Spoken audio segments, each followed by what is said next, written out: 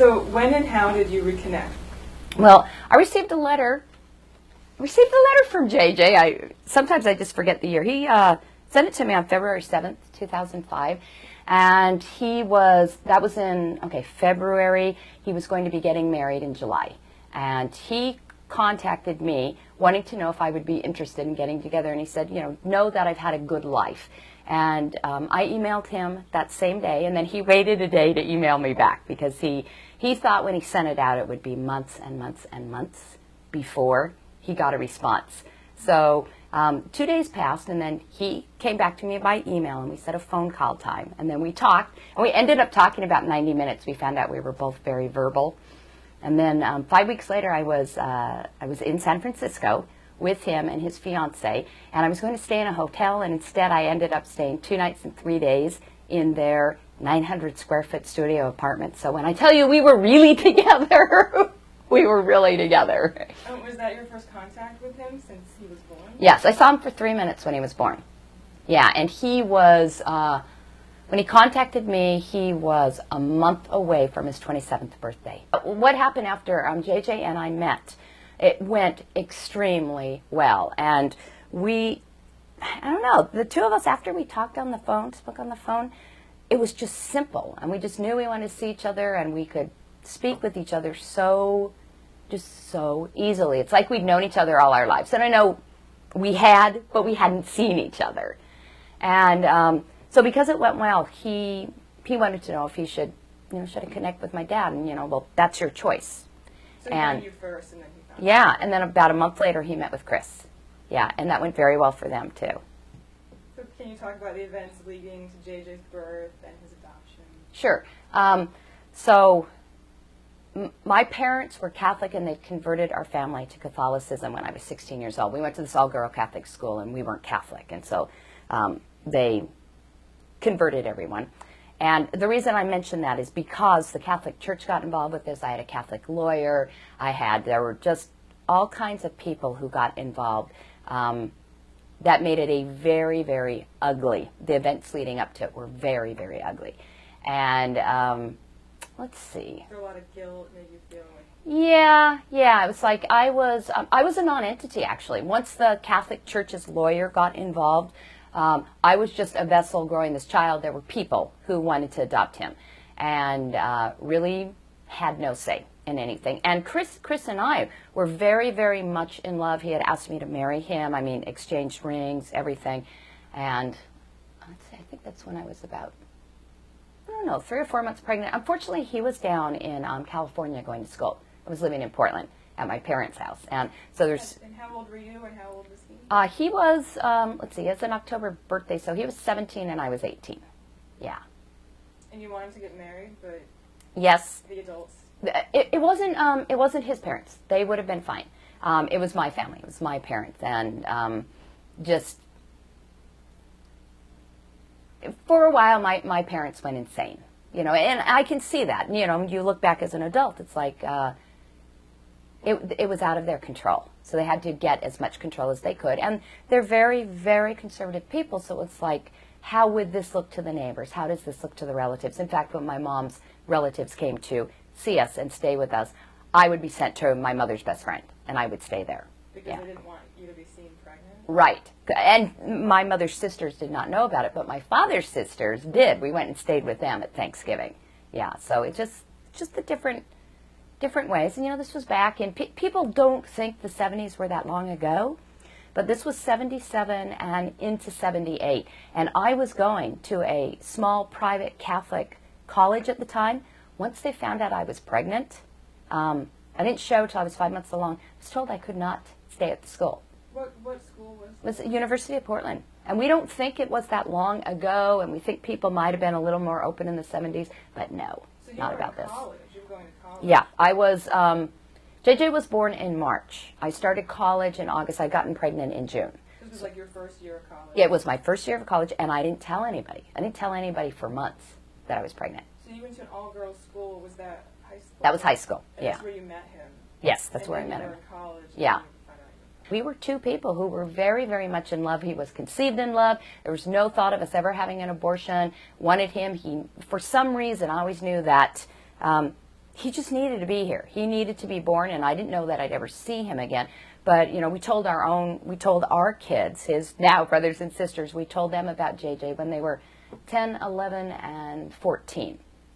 And, you know, they said, well, if you don't want to talk about it, that's fine. But they were just lovely. And I mean, they were so lovely and loving and wonderful. And they were thrilled to meet JJ.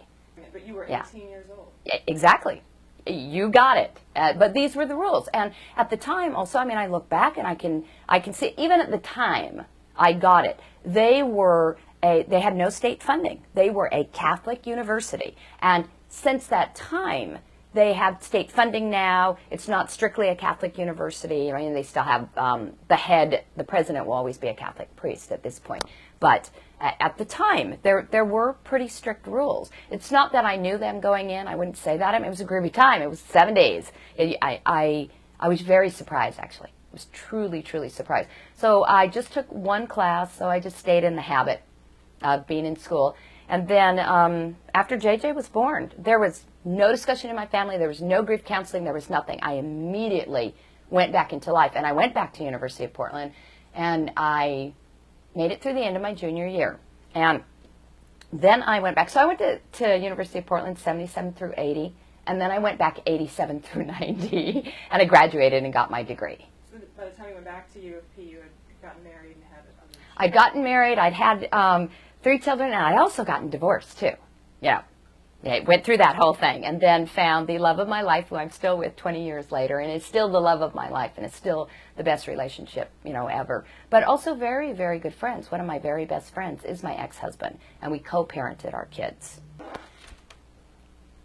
The only haunting part and terrible part was having given JJ up for adoption. I pretty much for about 15 years, I lost all of March. I was in, because he was born on March 30th, and I was just in a terrible depression through all of March. I would usually just need to be completely alone, you know, on the 30th. And I was very fortunate with my husband, Doyle. He just honored whatever that I needed to do. Pretty quickly, I'd say in the first year after JJ was born, I was able to come to. Chris and I did exactly what any kids of those age, with all these parents involved and the church involved and these lawyers involved who didn't want us to keep JJ. We had smart parents. We were both very smart people. All that they could see is that we would lose our opportunity for education, these type of things. So I've always known that Chris and I were 2 people who absolutely were in love with each other. So I had nothing haunting about that, except the teeny bit, I should have gone out and said hi. I should have done something. But all of the shouldas make no difference. And yeah.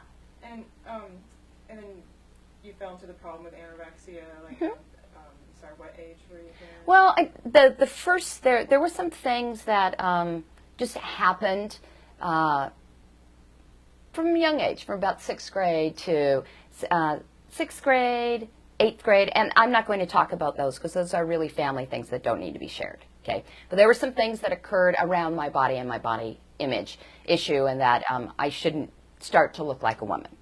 Okay, and I didn't realize until about 10 years after I was really into it that it really was. I was so guilty about having given a kid up for adoption, so guilty, and that made me not worthy of sustenance, not worthy of food. But I didn't know any of that, what was going on. I just knew that when I looked in the mirror, I saw a 300-pound person, even though I was 80 pounds. And it's like when I was pregnant with my middle child, I gained 18 pounds and lost 22 when she was born. You know. During that time when you're going through therapy to get over that, was your family supportive? You have one sister? No, I have my older sister is very anorexic and still is, although she doesn't really think so. And then my younger sister would do sort of the opposite, and if she would get upset, she would put on 40 pounds, 80 pounds, just like that. So we do have eating disorders in our family, and certainly my mother had one so focused on food, and my grandmother so focused on food and not gaining a pound and all of these things. So I think that has to do with kind of repressing things. Well, my mom's father died when she was 7, and she had a little sister who was 5, and she had to take her on the trolley. You know, actually, I think her little sister was 4. take her on the trolley, take her to all her doctor's appointments and everything. This young person having to do this. So I think there's a lot of familial things that are in there, let alone having given a child up for adoption. So, no, my parents never came to family night. I mentioned it one time to them. We're not very open. I mean, it's in the line of but we all get along. We do our family things together, and we get together for the holidays, and very pleasant with each other, and we just don't talk about things that really matter. That's probably a better way to say it. Oh, and I know one other thing I want to be sure that I tell you about is my tattoo. The second time that I went to see JJ, I'll show it so you can see, sorry. The second time that I went down to see JJ, he sent me an email before I went to see him, and he said that he had designed tattoos for us because this was so significant when it happened that he wanted to honor it in ritual and blood. And so his says Moms. It's exactly the same, but it says Moms.